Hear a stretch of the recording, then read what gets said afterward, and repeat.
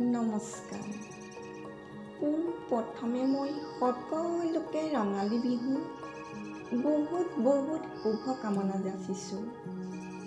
আজি মই আবৃত্তি কৰিবলৈ লৈছোঁ হীৰেন ভট্টাচাৰ্যদেৱৰ কবিতা সংকট দিন।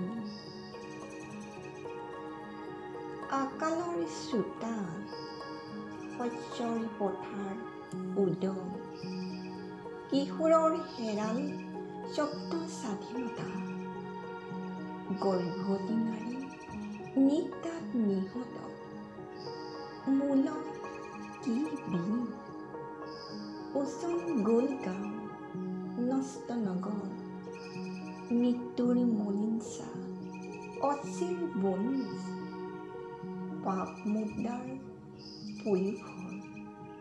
এই সময় গৰ্জি উঠা, নিয়োজিত কৰা সৰ্বোত্তম প্ৰতিভা। ধন্যবাদ।